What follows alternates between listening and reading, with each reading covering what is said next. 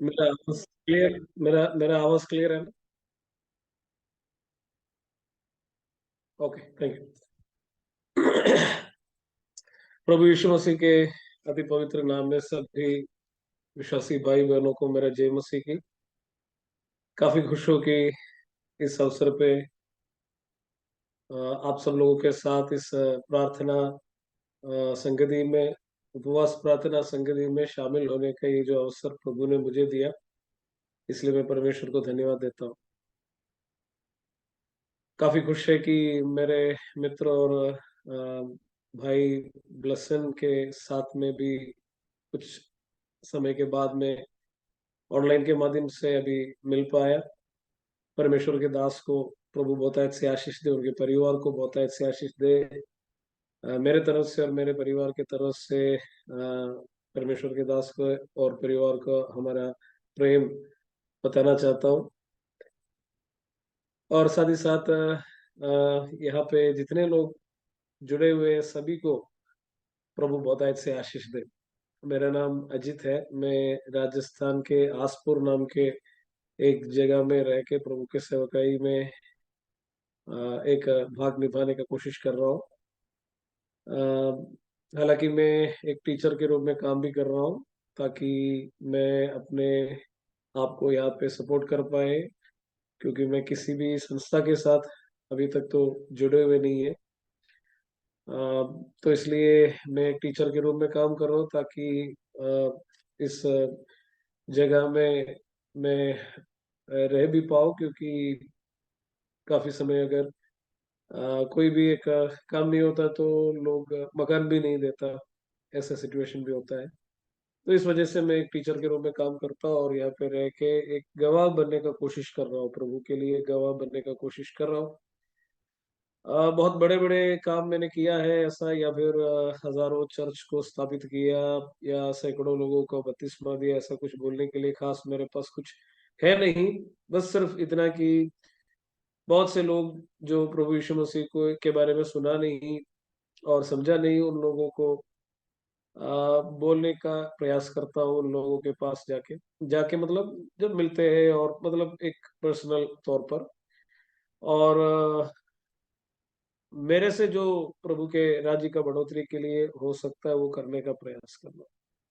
मेरा परिवार, मेरा मेरा माता जी और मेरा वाइफ और बच्चे, हम साथ में यहाँ पे रहकर लगभग 4 साल हो गया।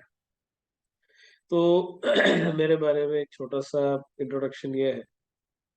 तो आप सब लोग उपवास के साथ प्रभु के उपस्थिति में पिछले 2 हफ्ते उपवास करके प्रभु से प्रार्थना विनती कर रहा था। तो मैं उम्मीद करता हूँ कि आज के वचन आपकी प्रार्थना और आपके जरूरत के लिए सही प्रभु का जो संदेश और वाणी आप तक पहुंच पाए, जो आप सबके जीवनों को, मेरे जीवन को और आपके जीवन को बहुत आत्मिक रूप से, शारीरिक मानसिक आत्मिक रूप से बहुत बड़ा एक आशीष का कारण बन जाए। तो इस प्रार्थना और उम्मीद के साथ हम वचन की तरफ आगे बढ़ेंगे। तो हम आज के वचन, आज के मनन के लिए, आज के अध्ययन के लिए जो वचन है, एक बार पढ़ेंगे प्रार्थना करके। हम इस वचन के तरफ हम और ध्यान लगाएंगे। तो हम निकालेंगे लूका रचित सुसमाचार, उसका 13वां अध्याय। लूका रचित सुसमाचार 13वां अध्याय, और उसके 10 से लेकर 17 तक के वचनों को हम पढ़ेंगे। आप में से कोई एक जन इन वचनों को पढ़ सकता है। शब्द के दिन वह एक आराधनालय में उपदेश कर रहा था। वहां एक स्त्री थी जिसे 18 वर्ष से एक दुर्बल करने वाली आत्मा लगी थी, और वह कुबड़ी हो गई थी और किसी रीत से सीधी नहीं हो सकती थी। यीशु ने उसे देखकर बुलाया और कहा, हे नारी, तू अपनी दुर्बलता से छूट गई। तब उसने उस पर हाथ रखे और वह तुरंत सीधी हो गई। परमेश्वर की बड़ाई करने लगी, इसलिए कि यीशु ने सब्त के दिन उसे अच्छा किया था। आराधनालय का सरदार रिसिया कर लोगों से कहने लगा, 6 दिन है जिनमें काम करना चाहिए, अतः उन्हीं दिनों में आकर चंगे हो, परंतु शब्द के दिन में नहीं। यह सुनकर प्रभु ने उत्तर दिया, हे कपटियों, क्या शब्द के दिन तुम में से हर एक अपने बैल या गदहे को थान से खोलकर पानी पिलाने नहीं ले जाता? तो क्या उचित ना था कि यह स्त्री जो अब्राहम की बेटी है, जिसे शैतान ने 18 वर्ष से बांध रखा था, शब्द के दिन इस बंधन से छुड़ाई जाती? जब उसने ये बातें कही तो उसके सब विरोधी लज्जित हो गए, और सारी भीड़ उन महिमा के कामों से जो वह करता था आनंदित हुई। आमीन। आमीन। हम प्रार्थना करेंगे। प्रभु इन वचनों के माध्यम से हम सबको एक आशीषित संदेश हम तक प्रभु के ओर से हम सुन पाए। अब हम प्रार्थना करेंगे। प्रभु यीशु मसीह, धन्यवाद प्यारे प्रभु जी, इस पढ़े गए सुने गए वचन से हम सब मिलकर अध्ययन करने के लिए आपके सम्मुख अपने आप को समर्पित करते हैं। प्रभु जी, ये वचन के माध्यम से हमें से बात करिए, हमारे दिल और दिमाग को आप छूकर बहुत अधिक आत्मिक रूपांतरण हमारे अंदर दे दीजिए प्रभु जी। जैसे यहाँ पे लिखा है वैसे हम सबके जीवनों में आप करिए प्रभु जी, ताकि हम चक्कर देखें कि आप आज भी जीवित है, और हम आपके लिए प्रभु जी एक प्रभावशाली व्यक्ति के रूप में हम सब बदलने पाए प्रभु। पवित्र आत्मा का संचालन मांगते हैं, और ये सिग्नल सारे बातों को आप कंट्रोल करिए, ताकि कोई भी बीच में रुकावट ना आने पाए, और हर व्यक्ति आपके आशीष और उपस्थिति को पाए प्रभु। प्रभु यीशु मसीह के नाम में हम इस दुआ को मांगते हैं, आमीन। तो अभी हमने जो वचन पढ़ा है, हमें पता है कि यहाँ पे क्या हो रहा है। यहाँ पे प्रभु यीशु मसीह एक बहुत बड़ा एक आश्चर्य कर्म को कर रहा है, और इस आश्चर्य कर्म में प्रभु यीशु मसीह एक नारी को, एक स्त्री को, जो बहुत ही दुर्बल और कमजोर था और बहुत पीड़ा को सह रहा था, उस स्त्री को एक अद्भुत कार्य उनके जीवन में करने वाला एक संदर्भ हम यहाँ पे देखते हैं। तो इस वचन के आधार पे आज मैं आप लोगों को एक आजादी देने वाला प्रभु यीशु मसीह के बारे में बताना चाहता हूँ, या फिर आजाद करने वाला प्रभु यीशु मसीह के बारे में बताना चाहता हूँ। यहाँ पे एक स्त्री था जिसके जीवन में एक कुबड़ी अवस्था था, और हमें पता है कि ये कुबड़ी अवस्था क्या होता है। अंग्रेजी में अगर बोले तो शी वॉज बेंट ओवर, मतलब वो एकदम झुके हुए थे, और ये स्त्री जो था वो बिल्कुल सीधा नहीं हो सकते थे, इस प्रकार का एक हालत में ये स्त्री था। तो इस स्त्री के इस सिचुएशन में, इस हालत में, जिसमें ये स्त्री बहुत ही परेशानी और कष्ट में थे, और बहुत लंबे वर्ष में ये स्त्री इस परेशानी और कष्ट में है था, तो यीशु मसीह उसको इस बंधन से छुड़ाता है। तो आज हम ये महसूस करना है कि मेरे और आपका परमेश्वर आज भी जीवित और जिंदा है, और हमारे मानसिक, शारीरिक, आत्मिक बंधनों को उससे हमें छुड़ाने के लिए, हमें उसमें से बचाने के लिए आज भी प्रभु यीशु मसीह वैसे ही कार्य कर सकता है जैसे वो 2000 साल पहले जब वो इस दुनिया में आया उस स्त्री के लिए किया था। तो आजाद करने वाला एक प्रभु जिंदा और जीवित है, आजाद करने वाला एक परमेश्वर जिंदा और जीवित है। और इस भाग से, इस वचन के इस गद्यांश से हम आजादी देने वाला यीशु मसीह के बारे में और अधिक बहुत कुछ हम देख सकते हैं। तो सबसे पहले हम देखेंगे कि इस घटना से कि प्रभु यीशु मसीह हमको किन किन प्रकार से हमको आजादी या मुक्ति या छुटकारा देते हैं।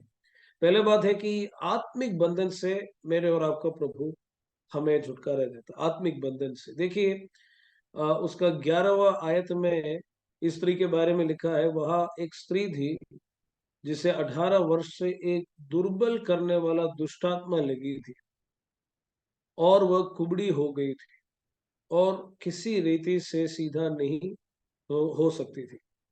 तो देखिए, यहाँ पे एक स्त्री जिसके जीवन में एक दुर्बल करने वाला दुष्टात्मा रहने के कारण उसके शरीर बिल्कुल एक कुबड़ी एक अवस्था में हो गया, या फिर उनके रीढ़ का हड्डी बिल्कुल अ, झुक गया और वो सीधा नहीं हो सकता था। तो ये बाहरी रूप से जब लोग देखते हैं तो उनको क्या देखता है, उनका शरीर, उनका जो इस औरत का जो शरीर है वो बिल्कुल कुबड़ी हो गई थी। पर उसके पीछे एक कारण था कि वो ये जो कुबड़ी अवस्था जो है वो एक दुर्बल करने वाला दुष्टात्मा के वजह से हो रहा था। तो इस दुष्ट आत्मा के बंधन के वजह से ये स्त्री शरीर में इस पीड़ा को सह रहा था। पर प्रभु यीशु मसीह उस आत्मिक बंधन को वहां पे खोलता है और इस औरत को उससे छुड़ाता है। तो सबसे पहले हमें ये बात समझना है कि मेरे और आपका परमेश्वर आत्मिक बंधनों से हमको आजादी देने वाला परमेश्वर है। आज के दिन में मेरे और आपके जीवन में अगर ऐसा कोई एक स्थिति है कि हम कुछ आत्मिक बंधन से हम झगड़े हुए हैं, या लगता है कि मेरा जीवन के कुबड़ी अवस्था में चल रहा है और मेरे जीवन में मैं आत्मिक रूप से आगे बढ़ नहीं पा रहा है, इस प्रकार का एक विरोध शैतान के तरफ से और दुष्ट आत्माओं के तरफ से मुझे हो रही है करके अगर आपको लगता है, तो मैं आपको बताना चाहता हूँ कि मेरा प्रभु यीशु मसीह, जैसे हमने उस गीत में गाया कि वो जिंदा है, हमने उस गीत में यही गा रहे थे, because he lives I can face tomorrow, because he lives I can face tomorrow, because he lives I can face the future। मतलब यीशु मसीह जिंदा है इसलिए मैं कल के दिन को सामना कर सकता हूँ, यीशु मसीह जीवित है इसलिए मैं कल के दिन का सामना करके आगे बढ़ सकता हूँ। मुझे पता नहीं कि कौन से निराशा से होके आप लोग में से कोई गुजर रहे होंगे, पर प्रभु जीवित है, जिंदा है, और उस स्त्री को आत्मिक बंधन से छुड़ाने वाला प्रभु यीशु मसीह मुझे और आपको बचाने के लिए वो काफी है, वो सक्षम है, वो कार्य अभी भी कर सकता है। तो सबसे पहले आत्मिक बंधनों से हमारा प्रभु हमको आजाद करता है। दूसरा क्या है, यहाँ पे शारीरिक कमजोरी से भी प्रभु हमको बचाता है। तो ये एक शैतानी शक्ति के कारण से ये कुबड़ी अवस्था उनके जीवन में था, पर बाहरी रूप से देखें तो उनका शरीर बिल्कुल झुके हुए थे, बिल्कुल अ, सीधा नहीं हो सकता था, सीधा खड़े नहीं हो सकता था, हमेशा मोड़े हुए एक शरीर में वो जीवन बिता रहा था। तो हमारा शरीर में भी फिर से पहले जैसा, या फिर से जो सही ताकत और तंदुरुस्ती प्रभु दे सकता है। प्रभु हमको शारीरिक रूप से भी हमको आजाद कर सकता है। तो हमारा प्रभु यीशु मसीह आत्मिक बंधनों से मुझे और आपको आजादी देता है और शारीरिक कमजोरियों से भी हमें आजाद करता है। और ना केवल इतने ही बात है कि हमें समझना है, इस औरत की स्थिति को थोड़ा सोचना है कि किस किस प्रकार के दुख और दर्द से ये औरत गुजरा होगा। जरा सोचो कि कितना शर्म और लज्जा से ये औरत उसके जीवन को बिता रहा था। वो समाज में बाहर कहीं जाते वक्त में बाकी सब औरत सीधे खड़े हो सकता था, पर ये औरत बिल्कुल जमीन को देखना था, क्योंकि उनका सिर तो सीधा नहीं रख सकता, उनका सिर सीधा नहीं हो सकता। वो एकदम, अंग्रेजी में एक अल्फाबेट है यू, आपने देखा होगा, अंग्रेजी का जो अल्फाबेट यू होता है वो बिल्कुल इस तरह से होता है, इस यू टाइप का, या फिर तो पर उसका उल्टा करो, आप उस यू को उल्टा करो तो ऐसा हो जाएगा। तो एकदम से सिर बिल्कुल जमीन की तरफ, और सब लोगों के बीच में चलते वक्त में उनका चेहरा कोई देखता नहीं है, उनका उनका पीछे के हिस्से ही सब लोग देखते हैं। और मान के चलो कि एक घर में कुछ उठाना हमेशा ये मतलब वो अपने आप से कर नहीं सकते, तो मतलब सामाजिक रूप से बाकी सबके सामने ये औरत लज्जा और निंदा का पात्र था। लज्जा और निंदित जीवन, निंदा और लज्जा से भरा जीवन। कोई भी उनको बुलाना शायद पसंद नहीं करते, क्योंकि उनके चेहरे को कौन देख सकता है। और कहीं बैठे तो भी एकदम एक झुके हुए इंसान के समान वो बैठना था। तो शर्म और लज्जा से भरे इसका जीवन प्रभु यीशु मसीह ने उस दिन जब उनको मुलाकात की उस दिन से बदल गया। प्रिय लोगों, यीशु मसीह से अगर मेरे और आपका मुलाकात हो जाएंगे, यीशु मसीह से अगर मेरे और आपका जीवन सही से एक लगाव में लग जाएंगे, तो प्रिय लोगों, हमारा जो कुबड़ी अवस्था में एक बदलाव आएंगे, और हमारे शर्म और लज्जा का जीवन को प्रभु यीशु मसीह एक आदर और सम्मान का जीवन के रूप में बदल देंगे। इस औरत उस दिन के बाद में सबके सामने बिल्कुल सीधा खड़े होके चलने लगा। बिल्कुल सीधा होके सबके चेहरे में देखने के लिए उनको ताकत मिली। प्रिय लोगों, कई बार जिंदगी में ऐसा परिस्थिति से हम होके गुजरते हैं कि हम दूसरों के चेहरे में देख नहीं पाता है, क्योंकि ऐसा शर्म और लज्जा से हम हो जाता है, भर जाता है। हो सकता है कि हमारे बच्चों के कारण होता है, हो सकता है कि आपके पति के कारण आप शर्म और लज्जित हो गए होंगे, या फिर कोई अन्य अवस्था होंगे आर्थिक, या मुझे पता नहीं क्या है, पर शर्म और लज्जा से हमारा सिर बिल्कुल नीचे हो जाते हैं कई बार। पर यीशु मसीह हमको उस शर्म और लज्जा के परिस्थिति से हमको बिल्कुल सीधा करता है, और हम सबको सामना करने के लिए प्रभु हमें मदद करता है। इस औरत जो कई सालों से लज्जा से और शर्म से जिस जीवन को बिता रहा था, पहले बार उसने समाज को के बीच में उनका आदर और सम्मान प्रभु यीशु मसीह ने बढ़ा दिया। मेरे और आपके जीवन को कैसा प्रभु ने आदर और सम्मान से भर दिया, जरा सोचो। एक समय था जब लोग सोचते थे कि ये नालायक, ये जो बेवकूफ और एक नालायक क्या होने वाला है, ये तो देश के लिए, और ये तो ये पूरा इलाका के लिए एक एक यूजलेस है, एक कोई काम का योग्य नहीं, करके बहुत से लोग सोचते और बोलते भी थे। पर प्रभु ने आज उन्हीं लोगों के मुंह से इस व्यक्ति कितना एक बदले हुए, कितना एक आशीष से भरे हुए व्यक्ति है करके हमारे बारे में बोलने के लिए प्रभु ने ऐसा कार्य किया, जैसे इस औरत के जीवन में भी किया है।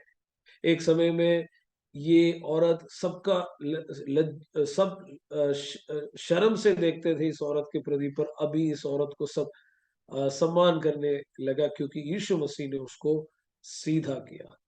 परमेश्वर का धन्यवाद हो कि प्रभु ने मेरे और आपके जीवन को सीधा किया। जब हम कुबड़ी अवस्था में था, जब हम इस दुनिया में बिल्कुल झुके हुए थे, वहां से प्रभु ने आज हमको एक सीधा अवस्था में, एक बिल्कुल सीधा होकर चलने का अवस्था में हमको प्रभु ने कर दिया है। प्रभु का कितना हम तारीफ करना चाहिए इसलिए।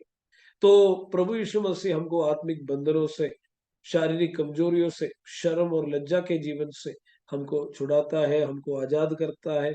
और अगला बात यह है कि असह्य असह्य असहायता से प्रभु हमको आजाद करता है। ये औरत हर कार्य करने के लिए दूसरों का मदद में जीवन बिताते होंगे। अगर ऊपर कुछ चीज रखा हो तो उठा नहीं सकता, क्योंकि ये सीधा खड़े नहीं हो सकता, बिल्कुल झुके हुए उनको रहना पड़ता है, किसी के चेहरे में देख नहीं सकता है।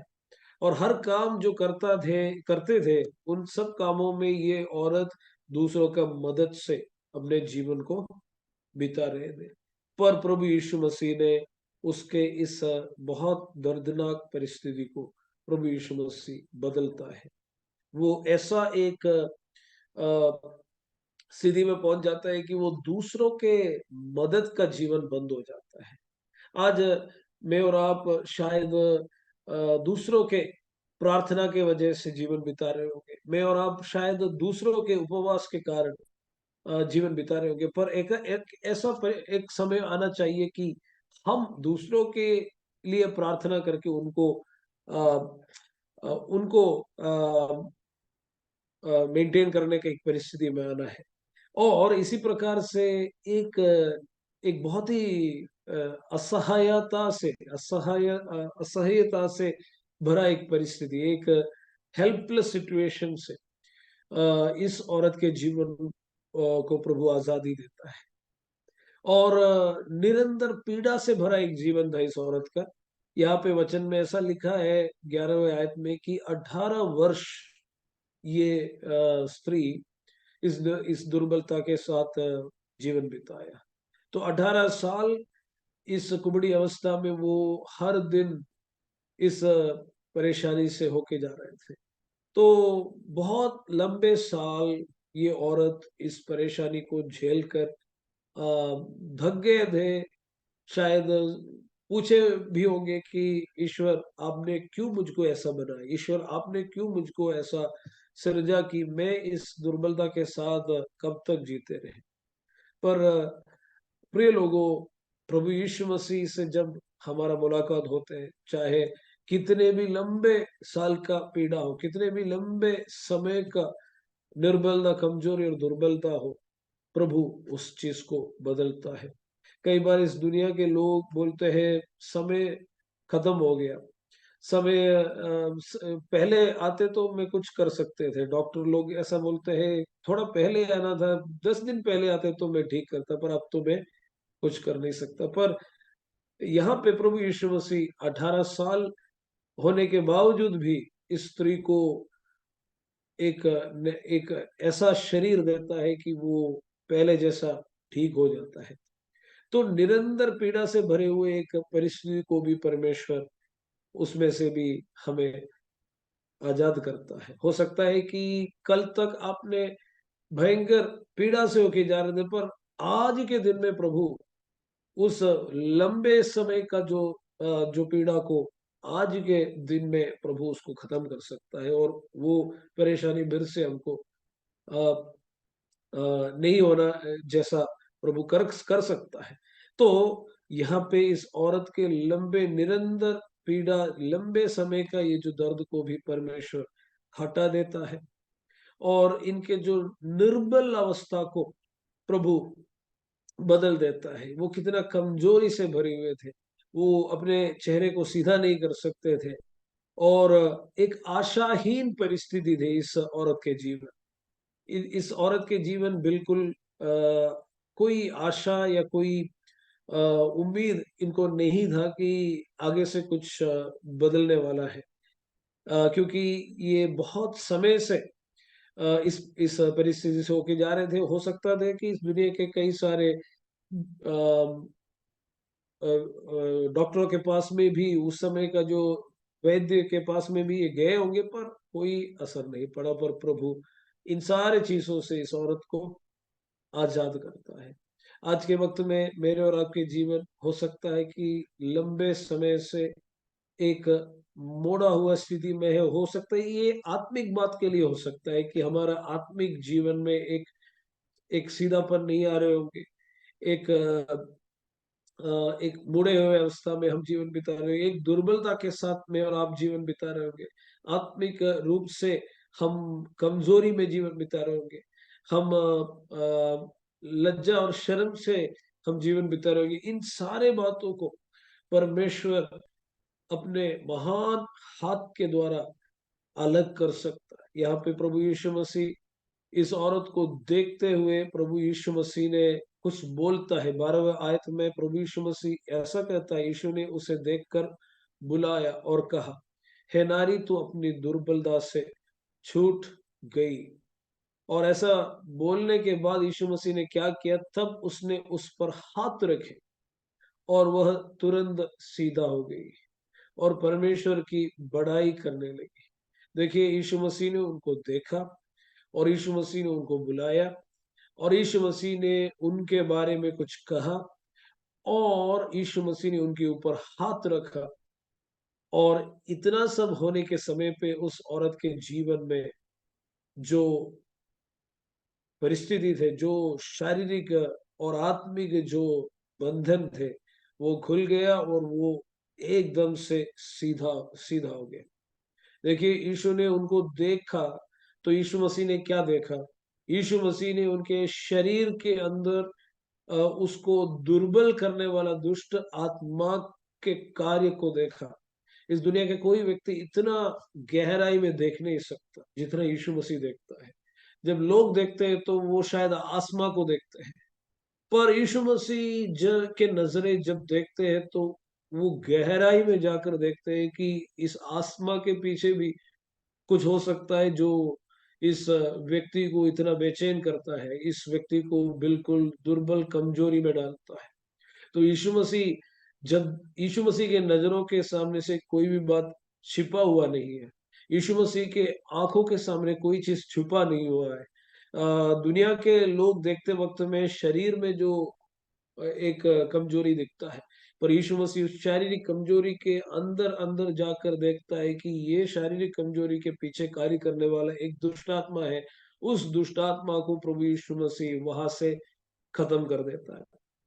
और इसी प्रकार से हमारा प्रभु यीशु मसीह का आंखें कितना तेज है, कितना गहराई में यीशु मसीह देखता है। तो यीशु मसीह ने इस औरत को देखा, तो यीशु मसीह को पता चला कि इस औरत को इस हालत में पीड़ा देने वाले के पीछे एक दुर्बल करने वाला दुष्ट आत्मा का कार्य है। उस दुष्ट आत्मा को यीशु मसीह वहां पे पकड़ता है, और यीशु मसीह क्या करता है? यीशु मसीह इस औरत को अपने पास बुला कर कहते हैं, और यीशु मसीह का जुबान से कुछ शब्द निकलता है। दूसरा बात जो हम देखता है, तो यीशु मसीह देखता है, दूसरा बात यीशु मसीह कुछ बोलता है। आज मेरे और आपके बारे में प्रभु यीशु मसीह कुछ बोले तो कितना अच्छा होगा।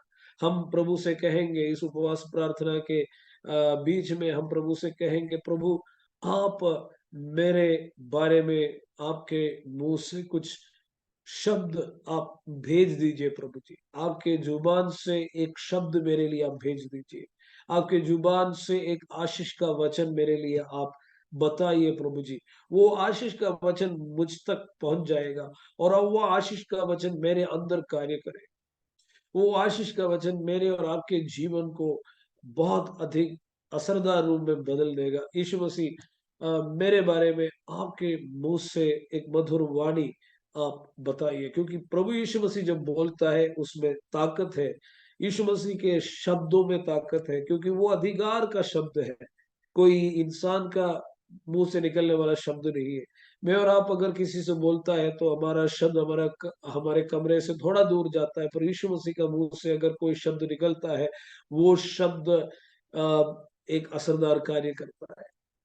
तो यीशु मसीह कुछ बोलता है, उसके बाद में यीशु मसीह अपने हाथ उस औरत के ऊपर रखता है। आज के दिन में प्रभु यीशु मसीह मेरे ऊपर आपके उस घायल हाथ को रखे प्रभु जी, और उस घायल हाथ को रखकर मुझे भी आप ऐसे ही सीधा कर जैसे आपने इस औरत को सीधा किया।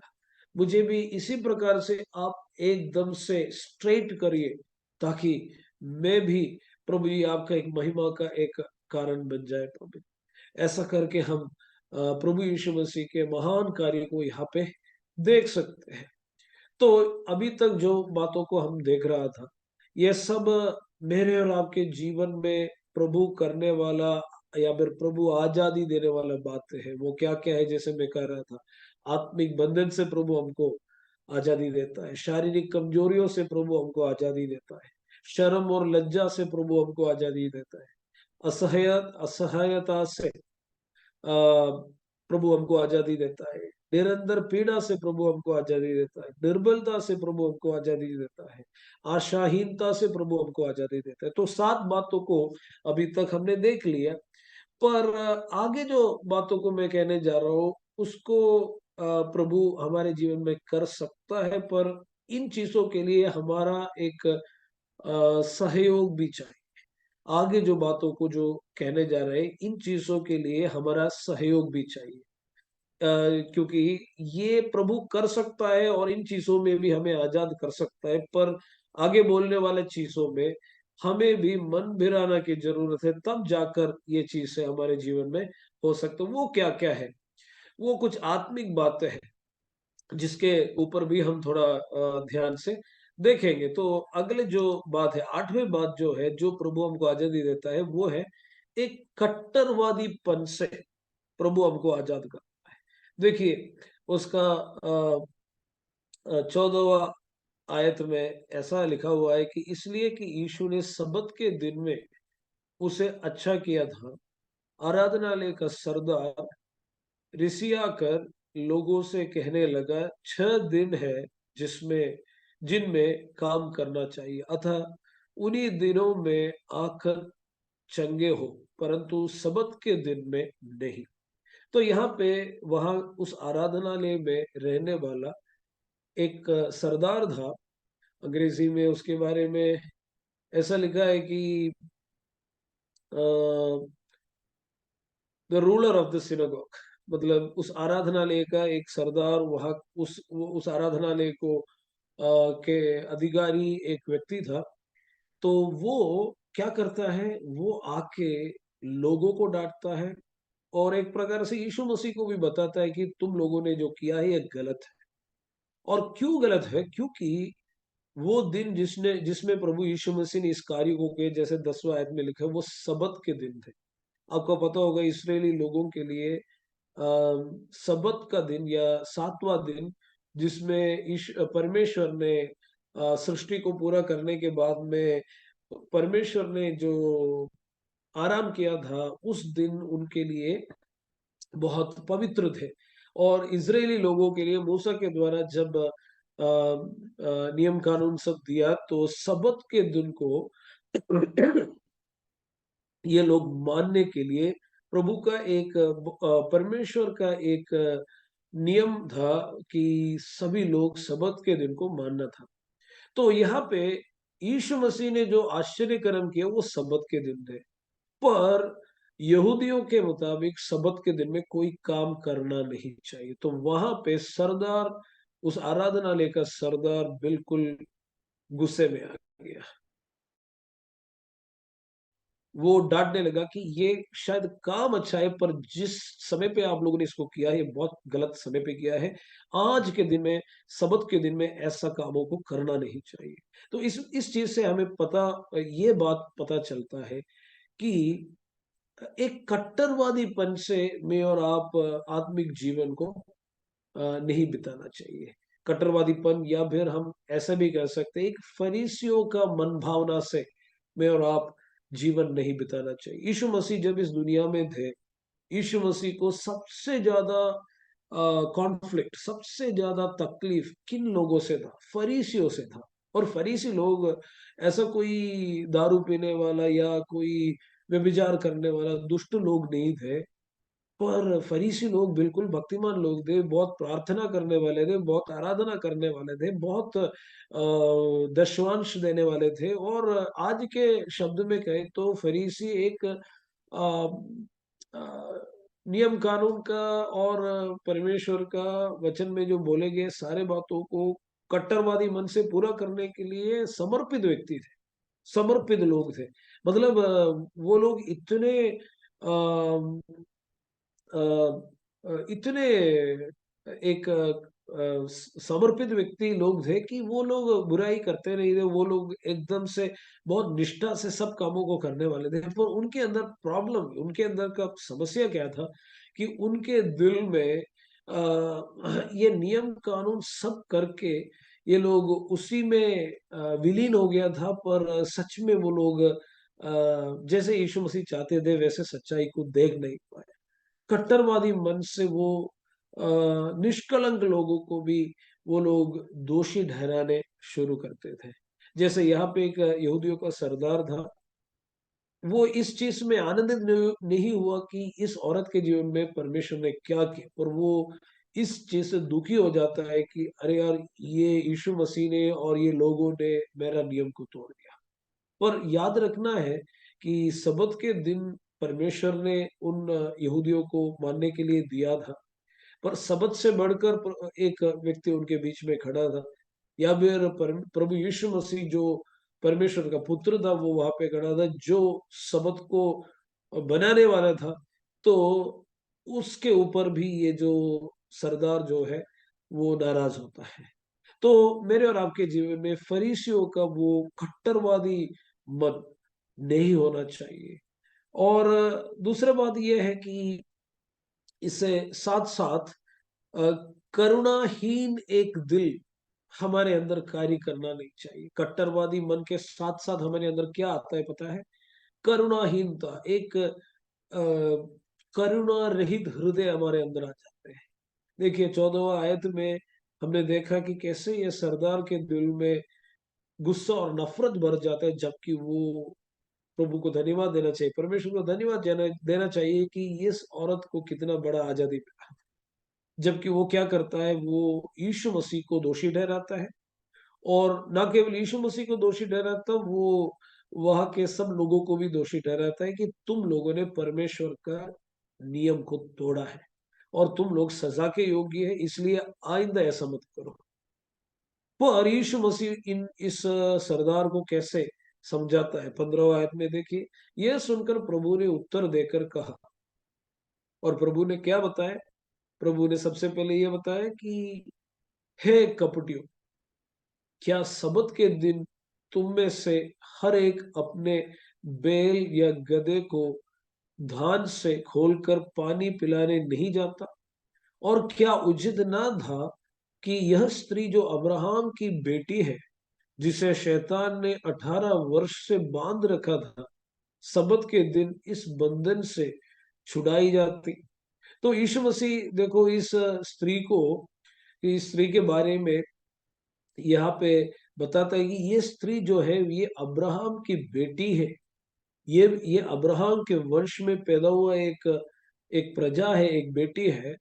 और इस बेटी को शैतान ने 18 वर्ष से बांध रखा था। पर सबत के दिन में मैंने इस अच्छे काम को किया, इसलिए तुम लोग मुझसे नाराज हो रहे हो और इन लोगों को तुम लोग दोषी ठहरा रहे, मुझे भी दोषी ठहरा रहे। और ये तो कम से कम देखो कि ये एक अब्राहम के वंश की एक बेटी है, ये बात को तुम क्यों अनदेखा करते हैं? तो उनके दिल इतना कट्टरवादीपन से भर गया था कि वो अभी देख भी नहीं पा रहा कि ये एक अब्राहम की बेटी है। कई बार यही होता है, जब एक फरीसी मन मेरे और आपके अंदर आ जाते हैं तो हम भूल जाते हैं कि हमारे भाई बहन कौन है। हम भूल जाते हैं कि हम कौन हैं, और हम ये भी भूल जाते हैं कि हमें करुणा कैसे दिखाने चाहिए। हमारे अंदर करुणाहीनता आ जाते हैं, हम लोगों को दोषारोपण करने में लग जाते हैं, हम लोगों को व्यक्ति हत्या करने में लग जाते हैं, हम लोगों के बारे में बुराई करने में लग जाते हैं, हम निर्दोष को दोषी ठहराने में लग जाते हैं, हम निष्कलंक को हम शब्दों से कामों से उनको हत्या करने के लिए हम शुरू हो जाते हैं। तो पहले का 7 बातें जो हमने देखा था, हम बहुत खुश होता है जब वो सुनता है कि हमारे आत्मिक बंधन से छुड़ाने वाला, हमारे शारीरिक कमजोरियों से छुड़ाने वाला, शर्म और लज्जा से हमको बचाने वाला, असह्यता से हमको बचाने वाला। और इन इन बातों को सुनते वक्त में हमें बहुत आनंद हो जाता है।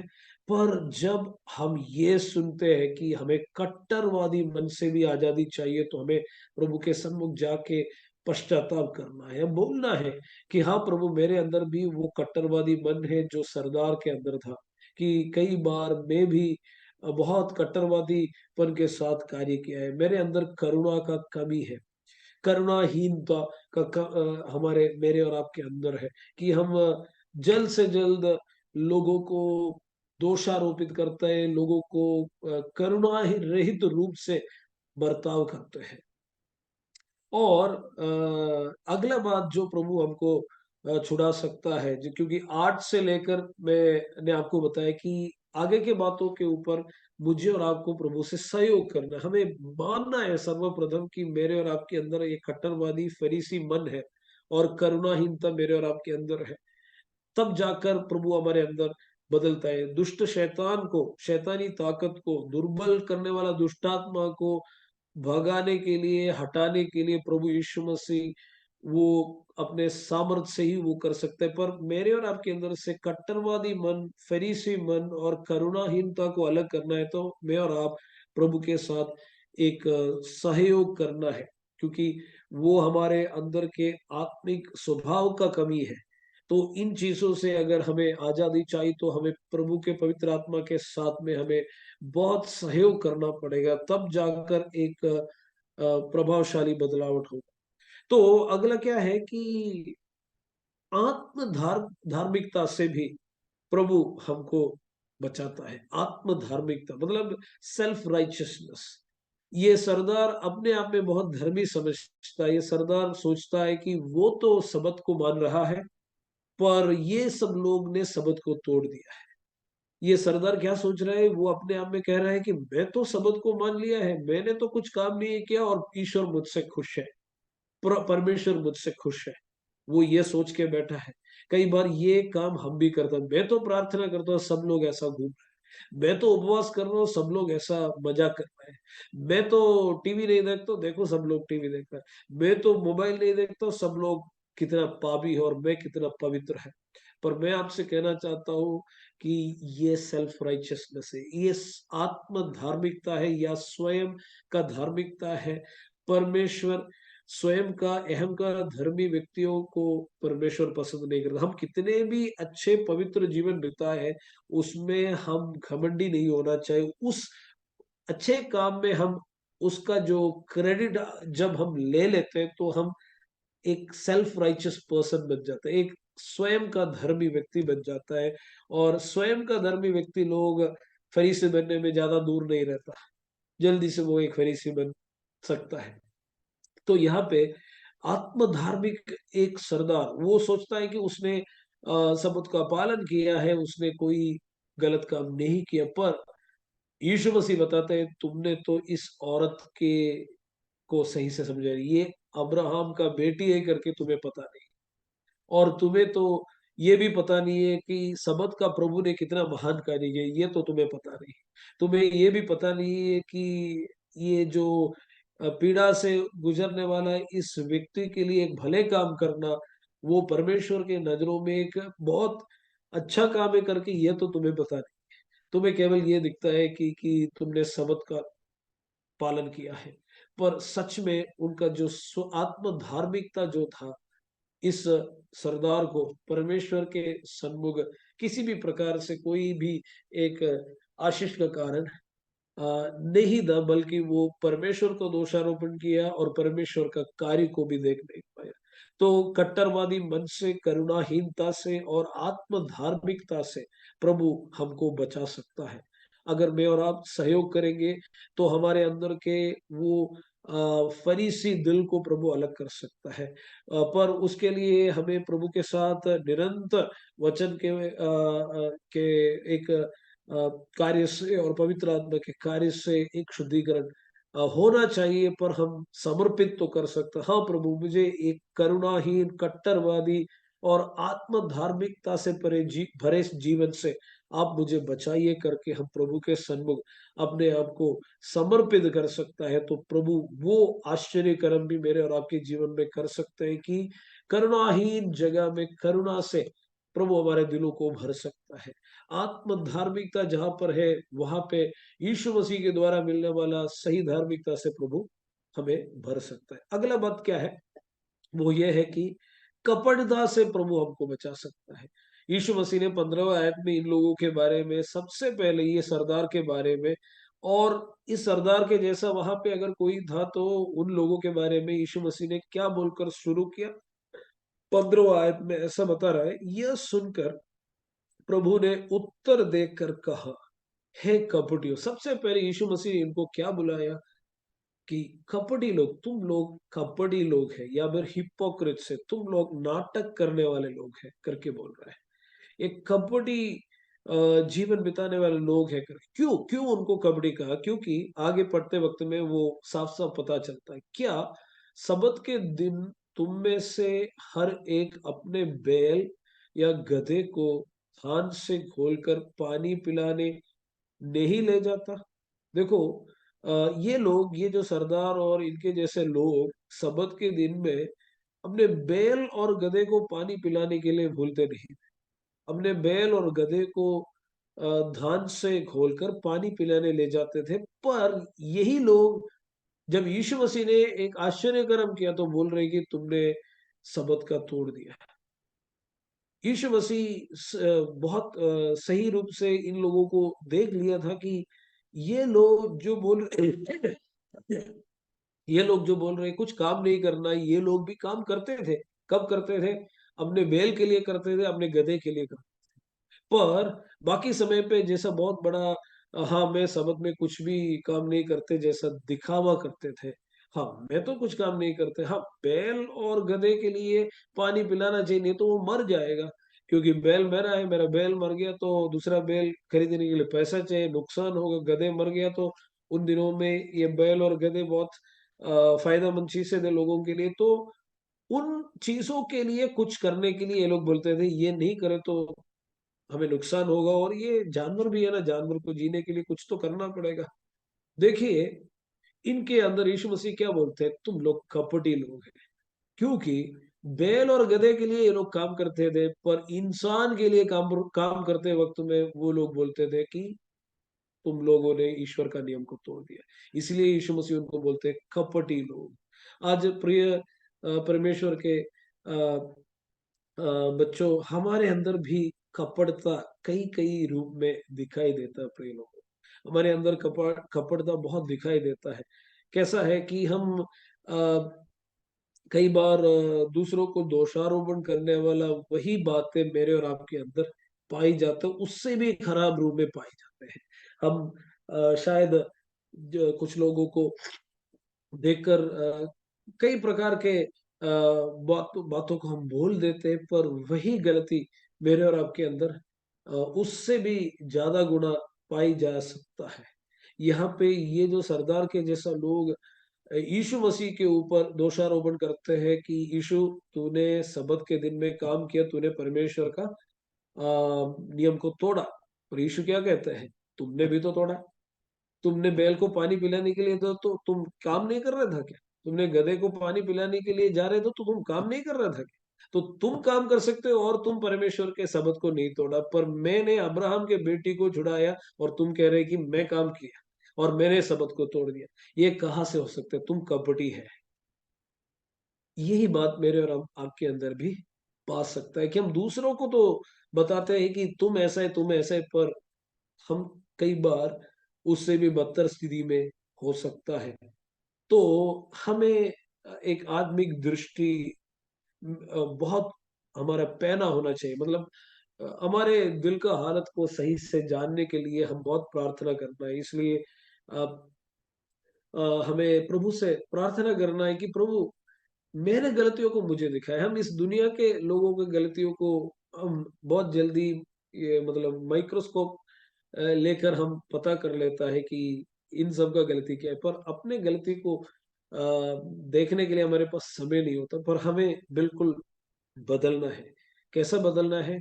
प्रभु, मेरे गलतियों को समझने के लिए मुझे अच्छा नजर दे। मैं दूसरों की गलती ढूंढने के एक एक नजर के साथ जीवन ना बिताए। ऐसे हमें बदलना है। तो इन कपटी जिंदगी से प्रभु हमको आजाद कर सकते हैं। हम सब के अंदर हम हमारे जीवन को का एक ऐसा क्षेत्र है जहाँ पे हम ब्लाइंड रहते हैं। मतलब हमें पता नहीं चलता कि हमारे अंदर कुछ कुछ कमियां हैं। पर जब प्रभु हमारे जीवन में कार्य करते हैं, हमें धीरे धीरे पता चलता है ये भी मेरे अंदर था। अभी मेरे हाथ को अगर ऐसा देखे तो यहाँ पे कोई कोई कुछ मतलब कोई कुछ खास कुछ दिखता नहीं होगा। बहुत साफ है, मेरा हाथ बहुत साफ है। पर अगर इसी हाथ को मैं कोई माइक्रोस्कोप के अंदर देखे तो शायद इस हाथ में कोविड का वायरस होगा और बहुत सारे वायरस होगा इस हाथ में। हो मैं ये नहीं कर रहा हूँ कोई है करके, पर हो सकता है इसमें बैक्टीरिया होगा, वायरस होगा, फंगस होगा, बहुत कुछ होगा। और बहुत खतरनाक माइक्रो ऑर्गेनिजम्स, छोटे छोटे चीजें इस हाथ में पा सकता है। क्योंकि तो मैं कह सकते हैं मेरा हाथ साफ है। पर माइक्रोस्कोप से देखते वक्त में पता चलता है कि मेरा हाथ गंदा है। मैं यही बात आपको बताना चाहता हूँ कि हमारे अंदर कपटता पा सकता है। हम ये नहीं सोचना मेरे जीवन में कोई कपटता नहीं है। मैं तो बिल्कुल कपटता से बिना व्यक्ति ऐसा हम सोच नहीं सकते। हमारे अंदर बहुत सारे कपटता पा सकता है, पर प्रभु के अनुग्रह से हम उसको हटा सकता है। ये बहुत बड़ा खुशखबरी। अगर हम प्रभु के साथ सहयोग करेंगे, प्रभु के वचन हमारे अंदर कार्य करने के लिए हम इजाजत देंगे, और अगर हम प्रभु के साथ चलने के लिए तैयार होंगे, तो कपटता से भी प्रभु यीशु मसीह हमको आजाद कर सकता है। ये सरदार का उस स्थिति हमारे अंदर रहने का जरूरत नहीं। तो मैंने आपको 7 बातों के बारे में कहा कि जो प्रभु हमारे अंदर कर सकता है, करता है, वो आजाद करता है। और उसके बाद 8, 9 और 10 भी मैंने कहा कि कट्टरवादी हृदय से, फरीसी दिल से, करुणाहीनता से और आत्म धार्मिकता से भी प्रभु हमको बचाता है, और कपटता से, और एक कठोर दिल से प्रभु हमको आजाद कर सकता है करके हमने देख लिया। हमारा कठोर दिल, इस सरदार के दिल इतना कठोर हो गया था कि वो अपने जानवर को भी एक इंसान से बड़ा महत्व देने लगा। एक जानवर जो बैल और गधा जो है, उसको पानी पिलाने तो हमें करना चाहिए, पर एक औरत को उनके जो बंधन से छुड़ाना, ये तो बहुत गलत काम है। ये तो परमेश्वर का शब्द का नियम को तोड़ना होता है। उनका दिल कितना कठोर हो गया था। वो एक इंसान के जरूरत को समझ नहीं पा रहा था, एक इंसान के जरूरत को देख नहीं पा रहा था। वो गधे और बैल को भी आ, एक इंसान के जरूरत से बढ़कर वो देखने लगा। जबकि जब यीशु मसीह ने एक बहुत ही पीड़ा से भरे एक औरत के जीवन को बदल लिया, तो वो यीशु मसीह को दोषारोपण करते हैं। कई बार एक कठोर मन मेरे और आपके अंदर आ सकता है कि हम बिल्कुल कठोर मन से लोगों के साथ बर्ताव कर सकते हैं। उस कठोर मन से प्रभु हमको मुक्ति दिलाए, उनको बचाए, हमें बदले, कि हमारा मन का कठोरता बदल जाए, और हम अ, करुणा से भर जाए, कि हम बातों को सही से देख पाए। तो यहाँ पे इस व्यक्ति के जीवन में परमेश्वर ऐसे वाले लोगों के जीवन में भी परमेश्वर कार्य कर सकते हैं, पर हमें हमें प्रभु के साथ सहयोग करना है। 8, 9 और 10, 8 से लेकर जो भी बातें मैंने कही है, वो बातों को अगर हमारे अंदर करना है, तो परमेश्वर के साथ एक गहरा रिश्ता रखकर परमेश्वर के साथ एक सहयोगिता से आगे बढ़े, तब जाकर कट्टरवादी दिल और करुणाहीनता और आत्म धार्मिकता और कपटता और कठोर मन सब हमारे अंदर से अलग हो सकता है। तो अभी तक हम देख रहा था कि हमारा प्रभु हमको किन किन चीजों से आजाद कर सकता है, किन किन चीजों से आजादी दे सकता है। आज के दिन में मुझे 8:15 तक समय दिया है परमेश्वर की दासी, 8:20 तक, पर मैं शायद उतना समय लेना नहीं चाहता हूँ। हम अपने जीवनों को प्रभु के चरणों में रखेंगे। हम अपने जिंदगी को प्रभु के सन्मुख रखकर इस उपवास प्रार्थना के इस अवसर में हम प्रभु से कहेंगे, प्रभु जी, मुझे एक आत्मिक रूप से या शारीरिक रूप से या मानसिक रूप से मुझे दुर्बल करने वाला, मुझे कमजोर करने वाला, आ, मुझे बिल्कुल मोड़ने वाला, मुझे तोड़ने वाला परिस्थितियों में प्रभु जी, मेरे अंदर कुबड़ी एक स्थिति लाने वाला, मुझे सीधे रूप से बढ़ने नहीं देने वाला बातों से प्रभु यीशु मसीह, आप मुझे जैसे इस औरत के जीवन में किए, वैसे मेरे जीवन में भी करिए प्रभु जी। मुझे भी आप देखिए प्रभु जी, मुझे भी आप बुलाइए प्रभु जी, और मुझे मेरे ऊपर भी आपका हाथ रखिए प्रभु जी, और मुझे भी प्रभु जी आप बिल्कुल प्रभु जी सीधा करिए, ताकि मैं आपके नाम का गवाह बने। और प्रभु जी, मेरे निर्बल परिस्थिति से, मेरे बिल्कुल निराशा से भरा एक आशाहीन परिस्थिति से, और मेरे इस निरंतर पीड़ा की परिस्थिति से मुझे आप बचाइए प्रभु जी। परमेश्वर के नजरे हमको सही से देखता है, हम जो देखता है उससे कई गुना गहराई में परमेश्वर का नजरे हमको देखता है, और हम प्रभु के एक स्पर्श को चाहेंगे। हम सब अलग अलग जगहों में बैठा होंगे, पर हम दूर बैठे होंगे, पर परमेश्वर हम सबको उसकी उपस्थिति में रखा है। परमेश्वर का उपस्थिति कितना महान है कि हम दूर में है तो भी प्रभु की उपस्थिति हम सबके साथ में है। और परमेश्वर 2000 साल पहले इस औरत के लिए जो किया था, वो मेरे और आपके लिए भी कर सकता है। और अपने जीवन को इस उपवास प्रार्थना के वक्त में हम समर्पित करेंगे।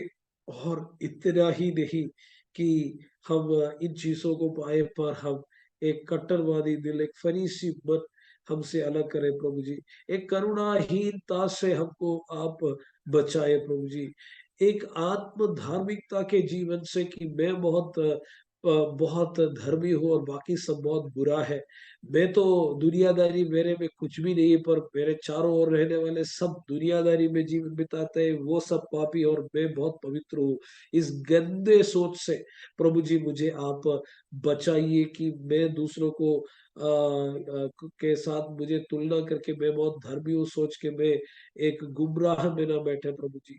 और प्रभु जी, कपटता मेरे अंदर है तो मुझे आप बचाइए, मेरे अंदर का कपटता को दूर करिए प्रभु जी। सही से बातों को समझने के लिए, देखने के लिए मुझे मदद करे प्रभु जी। मैं ऐसा ना हो कि प्रभु, जिन चीजों को के ऊपर आप दुखी नहीं, उन चीजों को के ऊपर मैं कई बार अगर मैं जैसे आप देखते हैं वैसे मैं बातों को देख नहीं पाए। और प्रभु जी, एक कठोर मन से मुझे आप बचाइए प्रभु जी, मुझे आजाद करिए। हम अपने जीवनों को प्रभु के चरणों में रखेंगे, प्रभु के सन्मुख रखेंगे और प्रभु से कहेंगे, प्रभु जी आज के दिन प्रभु जी इस वचन के सामने मैं अपने जीवन को समर्पित करता है। ये वचन मेरा आशीष का वचन बन जाए, ये वचन मेरा अनुग्रह का वचन बन जाए, ये वचन मेरा जिंदगी को बदलने वाला वचन बन जाए। ये वचन के माध्यम से मैं प्रभु जी पूरे तरह से बदल जाए। ये वचन एक सामर्थ्य मेरे जीवन में लाए, जैसे आपने उस औरत को देखकर कहा कि प्रभु जी तुम्हारा ये जो बंधन है इससे छूट गया, तुम्हारा इस अवस्था छूट गया, वैसे मेरे बारे में भी आप एक शब्द को कहिए प्रभु जी। मेरे जीवन के स्थिति के ऊपर आपका एक शब्द आप बताइए प्रभु जी। आपका जुबान से जो शब्द निकलता है वो मेरे जीवन को, मेरे परिवार को, मेरे शरीर को, मेरे मन को, मेरे आत्मिक हालत को बदलने के लिए वो शब्द और सामर्थ्य काफी है प्रभु जी। आपके जुबान से वो शब्द मेरे लिए आप भेजिए प्रभु जी। और मेरे जीवन बहुत सामर्थशाली रूप में बदल पाए प्रभु जी। इस मेरे मेरे सिर से प्रभु जी, सिर उठाकर चलने के लिए, बिल्कुल सीधे होकर सिर उठाकर चलने के लिए प्रभु आप मेरे जीवन में कार्य करिए। वचन मेरा आशीष का कारण बने, ये वचन मेरा परिवार का आशीष का कारण बने, ये वचन मेरा जीवन का आशीष का कारण बने, ये वचन मेरा कलीसिया का आशीष का कारण बने, ये वचन मेरे जीवन में आपके नाम का महिमा का कारण बने करके अपने जीवनों को हम समर्पित करेंगे। और हम अंतिम रूप से हम इस वचन के सामने हम अपने जीवन को प्रार्थना में समर्पित करेंगे। और हम मिलकर प्रार्थना करते वक्त दो शब्द में मैं जल्दी से एक समर्पण का प्रार्थना में जाना चाहता हूँ। उसके बाद भी इस मीटिंग के अगुए लोग आगे इस वचन के आधार पर अगर चाहते हैं तो वो लोग इस मीटिंग के सभी लोगों के लिए प्रार्थना और दुआ कर सकते हैं। मैं दुआ करके मैं इस वचन को समाप्त करना चाहता हूँ। प्रेमी दयालु परमेश्वर, प्यारे प्रभु जी, धन्यवाद।